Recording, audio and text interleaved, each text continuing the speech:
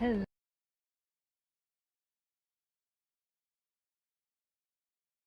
hello, and good morning. It is really nice and sunny today. It's only 10 o'clock in the morning, but it rained all afternoon yesterday. Oh my god! The tent is just coming in on me. The wind is so bad. I've just been sitting here like this for a while. So, me and Brian just got up and got ready, made the bed in the tent, set up. I think our plan for today is to just hang out here in the tent. Brian's stretching, doing some morning yoga. That's cool. Did that work that well?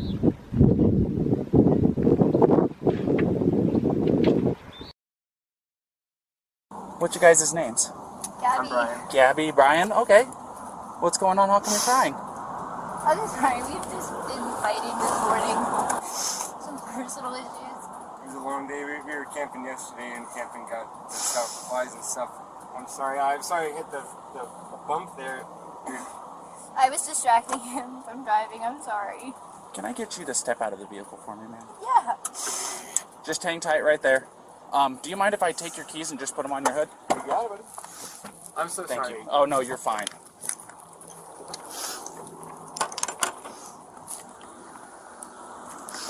I'm going to go ahead and close your door, okay? Why don't you come over here?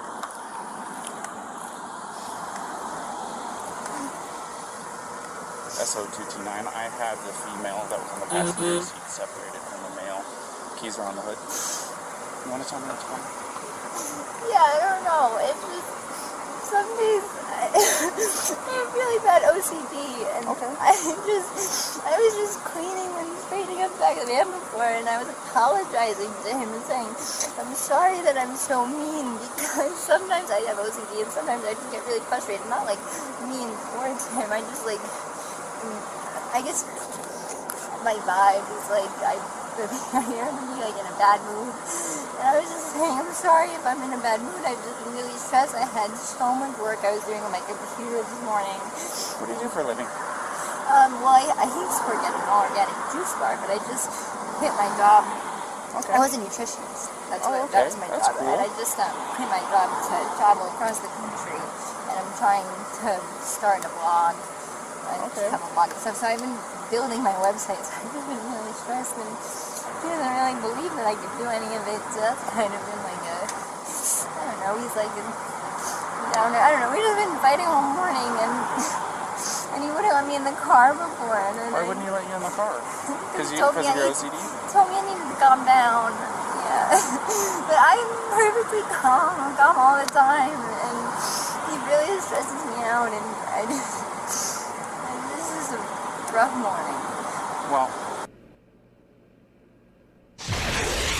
Hello and welcome to True Crime Rocket Science, the most authentic voice in true crime. Have you ever noticed the contradiction in Gabby's life with Brian? The cavernous quietude and the chatter of social media, the insignificance within the enormous canvas of the landscape, and the desire to step out in front of it, to stand out, but not stand out too much, stand out while blending in with it. The contradiction lies in this idea of the connectedness with nature, where you are, by the very process of recording it and repeating it and captioning it, disconnecting. By the very process of connecting with the digital zeitgeist, you're yanked completely out of nature. And so every Instagram is a plunge into and out of nature, like a swimmer in the sea, unable to settle in and find his form. 1 year on, we know how the story started and how it ended. We know that within not entirely known circumstances, Gabby remained behind under the towering landscape of the Grand Tetons. She lay among a bed of stones and dirt beside the rushing waters of the silver and grey spread creek beneath the whispering trees. 1 year on, and her family have appeared in several documentaries trying to remember her. Her stepmother, Tara Wickman, has said, I really don't know what justice for Gabby looks like at this point. Do we, though? Do we in the true crime community know what justice looks like, or what it should look like, even after a year of hindsight? Is justice suing the laundries? Is justice suing the Moa police? Or is justice letting it be? In my experience, justice is about telling a story and having the story end in some kind of satisfying resolution. It may be edifying, it may be soothing. I'm not sure if it's justice, however. Justice, it turns out, is a much harder thing than I think any of us can imagine. How does one make up for a life lost? Can you? How does one make up for a young, sparkling, vibrant life, not simply lost, but taken by force? How? I think we begin by being able to remember, and I have to say, if we are shockingly bad storytellers, perhaps that's because we have shockingly selective memories. We have, as a culture, as a society, terrible attention to detail. One of the ways our society remembers Gabby is by making films about her, and Lifetime are about to release theirs. Before we get to that, if you haven't subscribed to the channel, please do like, share, leave a comment, and let's get started. Lifetime is one analogy, I think, for just how poor our storytelling is when it comes to remembering. Isn't remembering someone that has died, someone who isn't there anymore, isn't remembering them accurately a kind of justice? Isn't remembering them in court, truthfully, accurately, a kind of justice? But if we are so bad we can't even represent pictures, what hope is there of representing a face, let alone a person? Have a look at these pictures side by side of Gabby on the right and the Lifetime re-dramatization on the left. Does it matter if you don't get the details exactly right? In some, it appears that it doesn't matter. If it did, these stories wouldn't be repeatedly made, repeatedly watched, and repeatedly told. The fact is, in our society, it doesn't matter if you don't get the details right, as long as you tell a good story. But what happens when you do get the details right? When you do try to pay homage to the real person by making the effort to find and figure out reality in its finer details? Imagine that, going to the trouble to tell the truth about a true story. The Gabby Petito story is really a story about two artists. And so what they were trying to do was solve the problem of life creatively, but with nature and the landscape as inspiration. Hence, Gabby Petito's Instagrams reveal people fully ensconced in nature. There are books, beds, eating and sleeping, moving through high-vaulted landscapes, through dunes, through the holes in the natural world. Gabby has leaves tattooed on her arm and Brian on his fingers. As the couple penetrate the vastness, they smoke weed and listen to music. Life is good. Life is chilled. But while the fairy tale is unfolding, reality is sneaking up on them. It's the reality we don't like to talk about. It's the reality we don't like to acknowledge.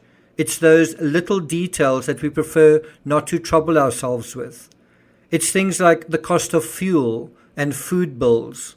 It's stinky feet and pesky flies.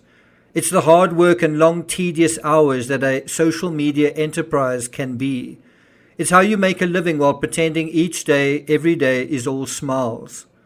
And so I think one of the cues Lifetime misses is the scale. Brian doesn't photograph Gabby towering over the landscape, but the other way around. Gabby doesn't flirt with the camera as much as delight in the overwhelming size and scale of her surroundings. And sometimes, often, the landscape is reduced to a manageable portrait as art, and of course, Gabby is part of that artwork. And yet, when we have pictures and increasingly video as well to examine, we are still shockingly bad storytellers. No matter how much the victims leave behind, no matter how much they've given voice to their lives, there seems to be an insistence on drowning out their voices with our own. There seems to be this idea of appropriating their stories for our own voyeurism, and so we are no longer looking or listening, we are stealing. And the details don't matter as long as our story is compelling. But I think the details do matter. Don't the details matter in your life? So I'm sure it matters in theirs. I retired from churning out books in July 2021, a year and a month ago, but also 1 month before Gabby Petito was murdered in a Wyoming wilderness. My final book in an exhausting ultramarathon of book writing was about men and women coming to harm in the great amphitheater of the Himalaya, on the world's tallest mountain. It was an effort to retell a 25-year-old story from the perspective of those who are never acknowledged on Everest, the Sherpas. It was an effort to tell the truth about a story no one can, apparently, fully reveal or be completely honest about. I would have liked to write Gabby Petito's story, particularly because of the artistic element in it, especially because of the stupendous backdrops they were in. I would have liked to have visited these myself as part of researching the story in an ardent and earnest way. In true crime, there's an importance to being earnest. Can you ever be too earnest? God knows I covered the story on YouTube regardless and went as far as 8 deep dives into the Moab incident before people completely lost interest. So I care about storytelling, I do, but if ever there's a wordsmith I admire, and one I can hardly hold a candle to, it's an English and Dutch historian specializing in art history, Simon Sharma. Sharma writes, quote, I actually think that history has fed off the restlessness of cyberspace, of the kind of the frantic, segmented nature of the way we lead our lives. People want to be connected. In Sharma's book Landscape and Memory, from which this episode draws inspiration, he examines the ancient symbolic relationship man, society, and civilization has shared with varying landscapes, the woods, the streams, the towering rock faces. Through history, he explicates how the streams of consciousness we've inherited came via bloodstreams and myth, hewn in wood and stone. These were the first Instagrams, crude cave paintings or statues in some expanding Arcadia, somewhere to find our place in the wilderness. In our infancy as a species, we endeavor to navigate the landscape, often with tragic consequences. So if you ask me 1 year on, how do we remember Gabby Petito? How should we? And why do we? Well, we remember her through pictures mostly, which are mostly accurate, and words, which mostly are not. How should we remember? I think we can draw much inspiration from the backdrop, from the landscape. We have become very poor artists of the landscape. Almost 12 months after Gabby disappeared in a Wyoming wilderness, Kylie Rodney disappeared in the woods of California. Gabby's father, only a few days before paying tribute to his own daughter, was paying tribute to Kylie. I think when we attempt to fathom why these cases mean so much to us, it's hard to come away from the portraits of these 2 young American women as portraits of real innocence. It's innocence lost yet again in the American wilderness, and it does feel as if America, its structures, its systems, its institutions, the entire complex, has become a wilderness. This may be daily local news if you're in America, but for those across the oceans in faraway lands looking on, looking toward the great power that was always a source and an inspiration for heroism and freedom and democracy, now is a source of troubling discontent, like everywhere else.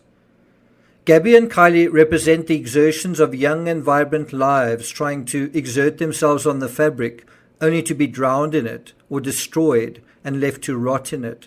These stories from during the pandemic and just after are stories of life trying to assert itself, only to be overcome by the forces of entropy.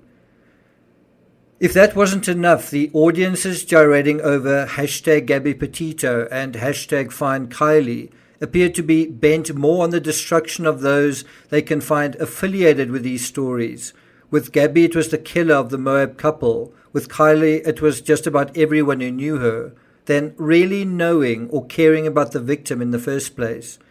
Do you remember in the Petito case how the hunt for Brian Laundrie also led to the ambush of an innocent Brian Laundrie lookalike on the Appalachian Trail? As I say, we're not terribly good with details. Although high-profile cases always have a twisted carnival quality to them once social media gets its hooks into it, it feels like that quality has gotten a lot worse 1 year later.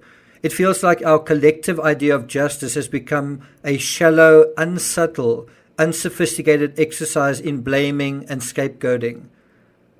I'm not sure if I want to continue to participate in that. It's always somebody else's fault. Even in the Petito case, since Brian Laundrie can't stand trial, must the Moab cops, one who has just been promoted to detective, be tried instead?